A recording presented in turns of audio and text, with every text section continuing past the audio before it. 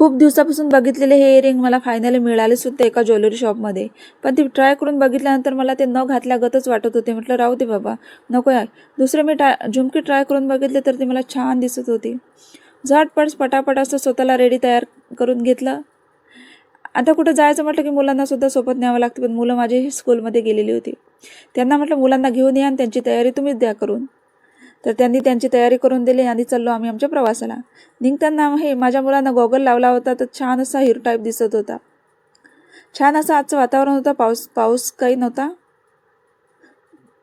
जाता जाता छान असं दृश्य होतं की जसं वाटत होतं की आभाळ आपल्या मागे येत आहे.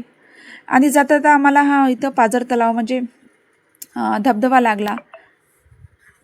छान असं तिथला व्ह्यू दिसत होता. खरंच छान सुंदर अप्रतिम. आता सांगते तुम्हाला आम्ही कुठं आलो. तर आम्ही आलो आहे शांतीवन अमृत तीर्थ अकोली जहागीर अकोलखेड इथं, जिथं गजानन महाराजांनी कोरड्या विहिरीला पाणी लावले. हीच ती विहीर आहे. महाराजांनी आपल्या अद्भुत लीलेने विहिरीला पाणी आणले होते. त्यावेळेसपासून विहिरीला कधीच पाण्याचा दुष्काळ पडला नाही. या विहिरीचा उल्लेख विजय ग्रंथ पारायणात अध्याय क्रमांक 5 मध्ये केलेला आहे. त्या ग्रंथामध्ये सविस्तर माहिती सांगितलेली आहे या ठिकाणाची. तसे हे ठिकाण आमच्या गावाकडून फक्त 25 किलोमीटर अंतरावर आहे आणि माझ्या वडिलांच्या गावात फक्त 4 किलोमीटर अंतरावर आहे. लग्नाच्या आधी ज्यावेळेस पारायण म्हणजे प्रकट दिनाच्या अगोदर पारायण असतं त्यावेळेस आम्ही मैत्रिणी पायी येत होतो. खूप मजा मस्ती करायचो. आणि आतासुद्धा आम्ही खूप वेळा जात असतो, तसं काही नाही आहे. आणि तुम्ही कुठं पण बघा, कोणतं पण गजानन महाराजांचं ठिकाण बघा, तिथे शांती आहे.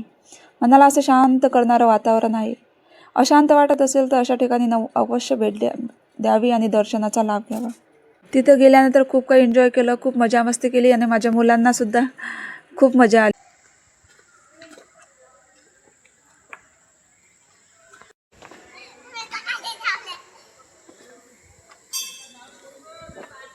लहानाहून लहानात